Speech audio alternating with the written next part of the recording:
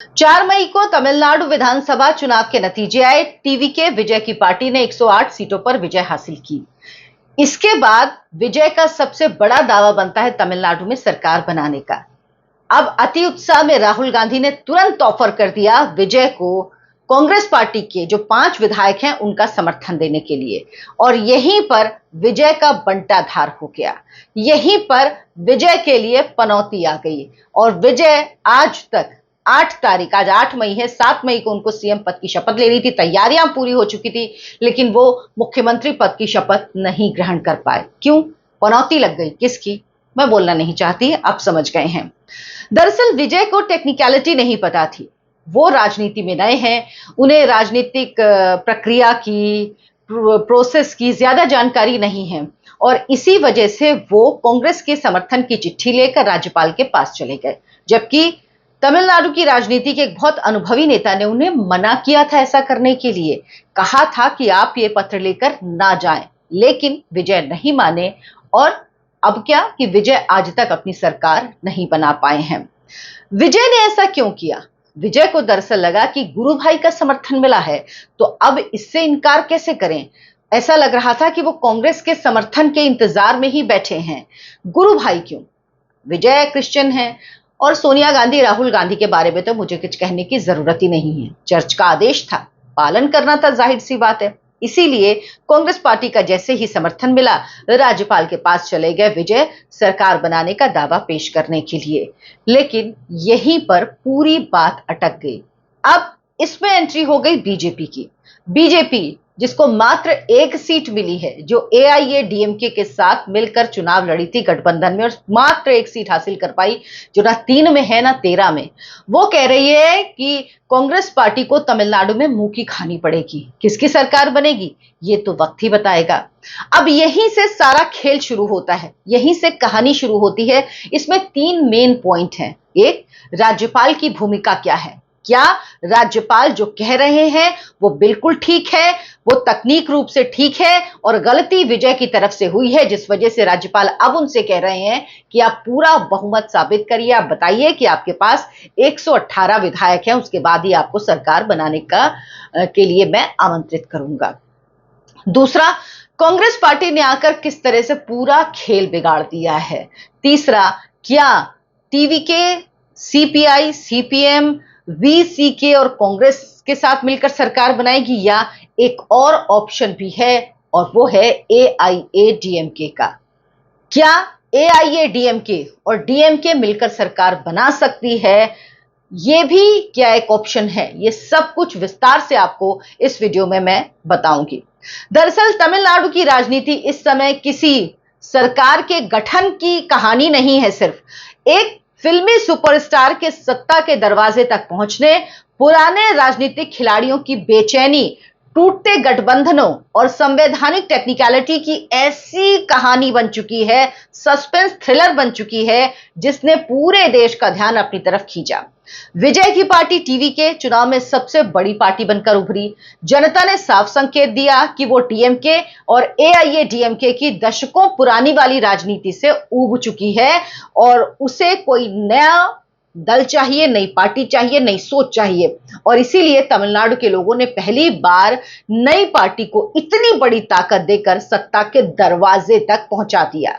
चुनाव जीतना और सरकार बनाना 2 अलग अलग बातें हैं। विजय इस खेल में नए हैं, और यहीं से असली कहानी, राजनीतिक ड्रामा शुरू होता है।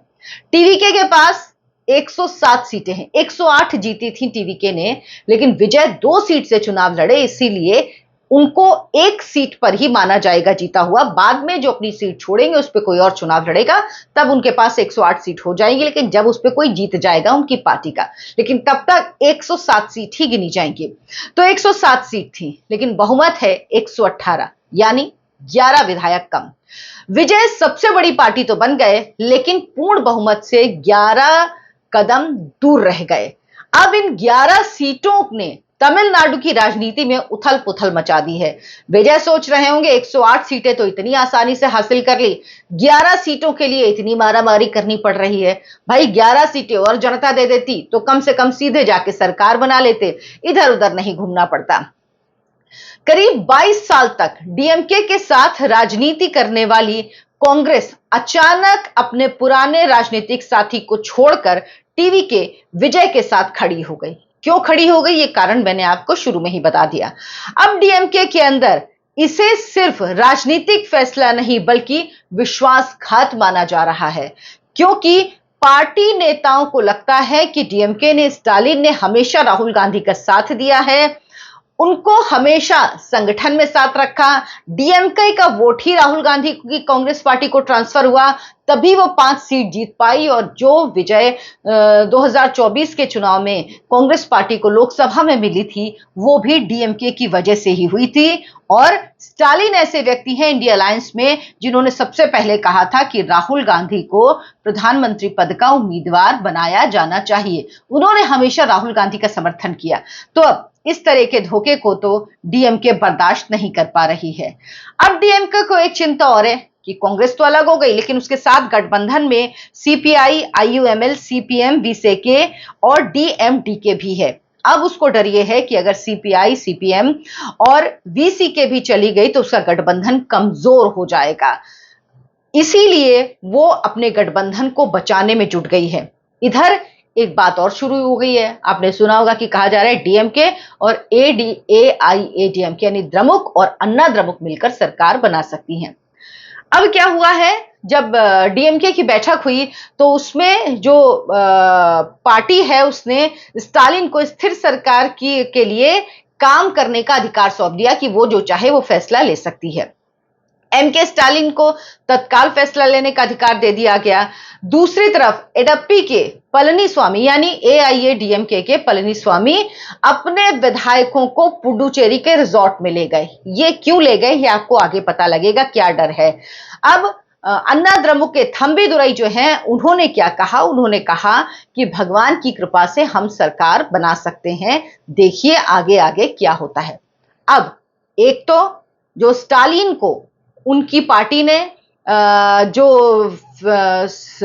तत्काल अगर कोई फैसला लेना हो तो उसका अधिकार दे दिया इसको लेकर, और जब एआईएडीएमके के थंबीदुरई की तरफ से कहा गया कि वो सरकार बनाने के लिए भगवान का आशीर्वाद उनको मिलेगा तो वो सरकार जरूर बनाएंगे।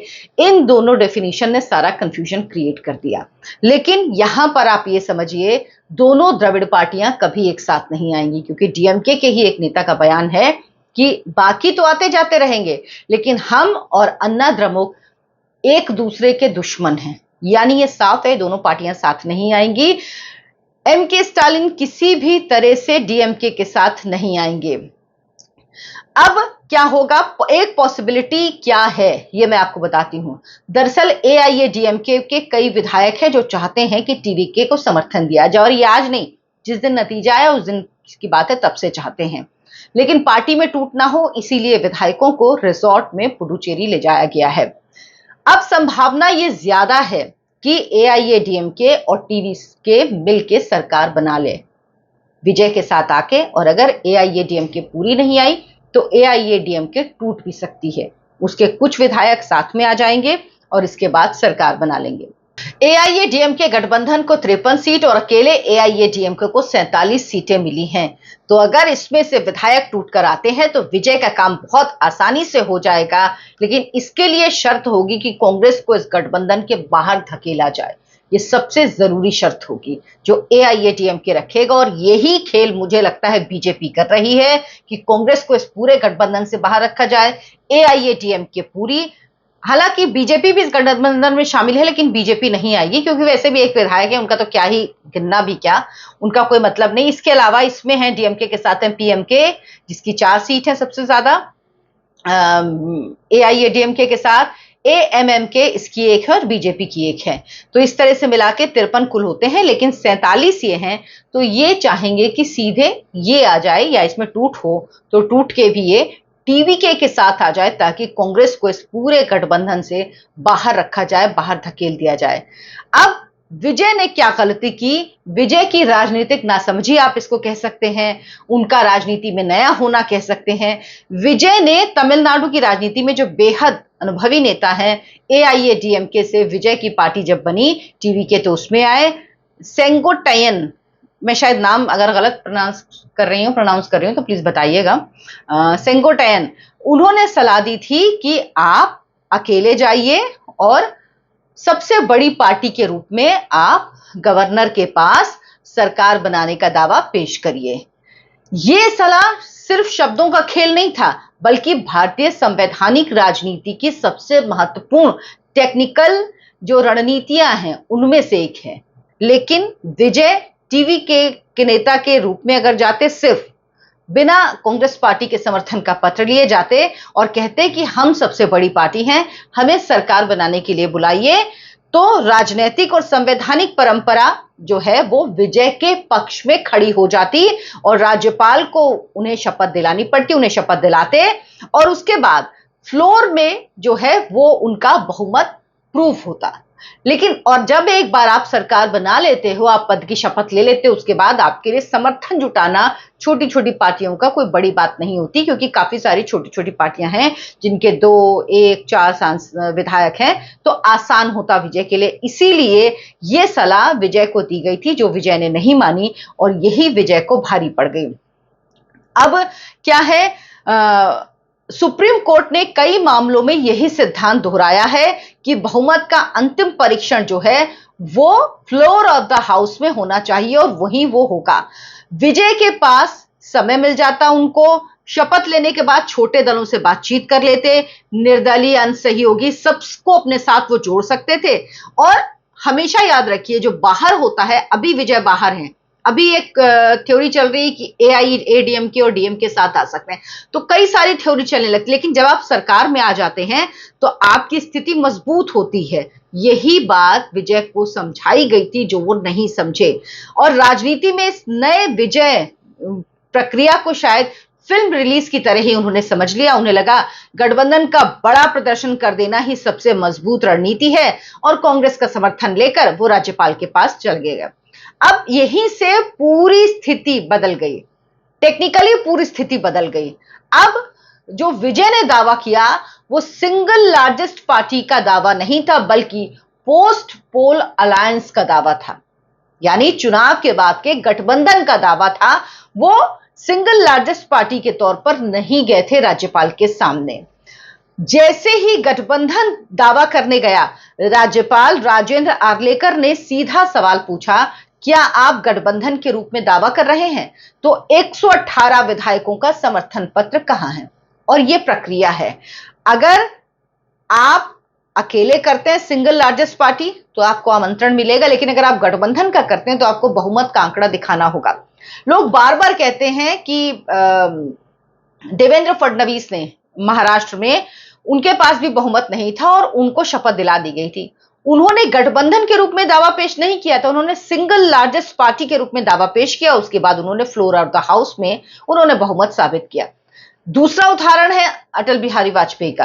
अटल बिहारी वाजपेयी के पास भी बहुमत नहीं था सरकार के पास, और जयललिता ने समर्थन का पत्र नहीं दिया था, बाकी सबने समर्थन का पत्र दे दिया था।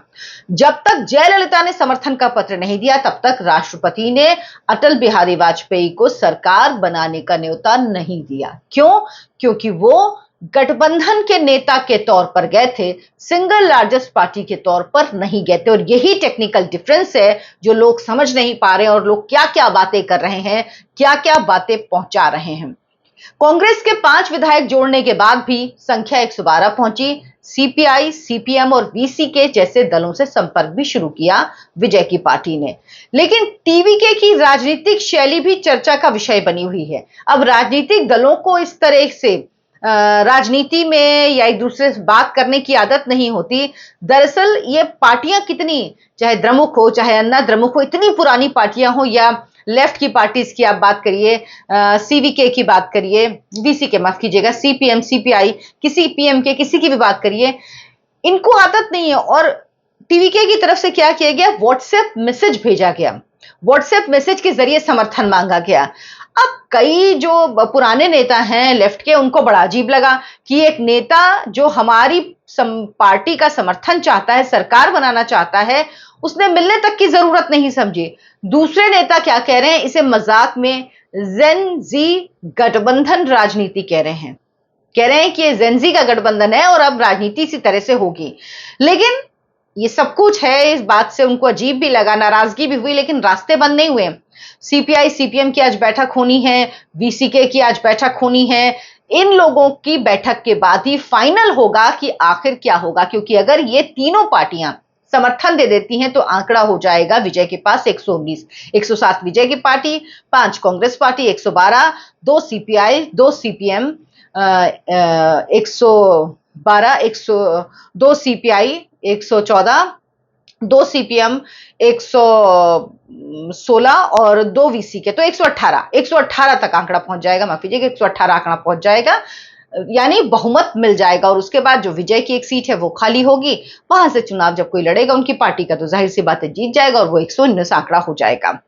अब डीएमके के पास सबसे बड़ी चिंता विचारधारा नहीं बल्कि अपने सहयोगियों को बचाना है, इसलिए चाहे डीएमके कुछ भी कह रही, कांग्रेस चली गई, लेकिन वो नहीं चाहती कि उसके बाकी सहयोगी उससे दूर जाएं। यही कारण है कि द्रमुक और अन्ना द्रमुक के साथ आने की भी चर्चाएं शुरू हो गई हैं, लेकिन सच ये है कि ये नहीं होगा, ये सरकार कभी नहीं बनेगी, ये बननी भी नहीं चाहिए, क्योंकि ये जनादेश के खिलाफ होगा। विधायकों ने अगर किसी भी तरह से टीवीके को छोड़कर एडीएम और डीएमके और एआईए डीएमके के साथ सरकार बनाई, तो याद रखिएगा विधायक माफ नहीं करेंगे। और दूसरी बात, विजय की पार्टी ने कह दिया है कि अगर ऐसा कुछ हुआ तो वो सभी 108 सीटों से इस्तीफा दे देंगे और दोबारा चुनाव में जाना पसंद करेंगे। तो अब ये मुश्किल भी है सामने। हालांकि मैं आपको बता रही हूं, डीएमके और एआईए डीएमके कभी भी मिलकर सरकार नहीं बनाएंगे। हालांकि जब बीजेपी और महबूबा मुफ्ती का गठबंधन हो सकता है, पीडीपी का, जब यूपी में मायावती और अखिलेश यादव का गठबंधन हो सकता है, जब महाराष्ट्र में उद्धव ठाकरे और कांग्रेस पार्टी का गठबंधन हो सकता है, तो लोग कहते हैं कि क्या नहीं हो सकता, फिर कुछ भी हो सकता है। लेकिन मेरा जो आकलन कह रहा है वो ये साफ कह रहा है कि किसी भी हाल में द्रमुक और अन्ना द्रमुक साथ में नहीं आएंगे, टीवीके ही सरकार बनाएगी, उसे ही बनाना चाहिए, जनादेश उसी को मिला है। बस ये देखना है कि साथ कौन आता है। बीजेपी की कोशिश है कांग्रेस बाहर चली जाएगी, और कांग्रेस बाहर जाएगी तो फिर छोटी पार्टियों की भी जरूरत नहीं है, फिर अन्ना द्रमुक के साथ आने से सरकार बन जाएगी। और दूसरा ऑप्शन यह है कि कांग्रेस साथ में रहेगी और बाकी छोटी छोटी पार्टियां आ जाएंगी, तो बहुमत का आंकड़ा विजय पालेंगे और उसके बाद सरकार बन जाएगी। तमिलनाडु शायद पहली बार एक ऐसे मुख्यमंत्री की तरफ बढ़ रहा है जो राजनीति से नहीं, सीधे जनता की लोकप्रियता और एंटी एस्टैब्लिशमेंट लहर से निकला है। लेकिन विजय कब शपथ लेते हैं, इसका इंतजार उनके फैंस को भी है, तमाम तमिलनाडु के लोगों को भी है जिन्होंने विजय को वोट किया है और विजय को ही मुख्यमंत्री तमिलनाडु का बनना चाहिए। उनके पास ही आंकड़ा है, लेकिन अब ये पॉलिटिक्स है और शायद इसकी जोड़ तोड़ विजय इतना समझ नहीं पा रहे हैं क्योंकि वो नए हैं राजनीति में, इसीलिए समय लग रहा है। लेकिन बिल्कुल मत घबराइए, बिल्कुल परेशान मत होइए। अगर आप फैन हैं विजय के तो भी, अगर आप तमिलनाडु के वोटर हैं जिन्होंने विजय को वोट किया है, अगर आप विजय को पसंद करते हैं, अगर आप तमिलनाडु में बदलाव की राजनीति का सोच रहे हैं, तो ये तय मानिए कि शपथ ग्रहण समारोह तो विजय का ही होगा, मुख्यमंत्री तो थलपति विजय ही बनेंगे। आप क्या सोचते हैं इस पर? कमेंट करके मुझे जरूर बताइएगा। आपको क्या लगता है, वाकई कांग्रेस के साथ आने से विजय की मुश्किलें बढ़ी हैं या ये साथ एक नेचुरल अलाय आपको लगता है? कमेंट करके जरूर बताइए। वीडियो को लाइक कीजिए, शेयर कीजिए और ज्यादा से ज्यादा लोगों तक पहुंचाइए। चैनल को सब्सक्राइब जरूर कीजिए। आप में ज्यादातर लोग देखते हैं लेकिन सब्सक्राइब नहीं करते, प्लीज सब्सक्राइब कीजिए। उसमें आपका कुछ खर्चा नहीं होता, लेकिन हमें बहुत प्रोत्साहन मिलता है इसी तरह के वीडियो बनाने के लिए। धन्यवाद, नमस्कार।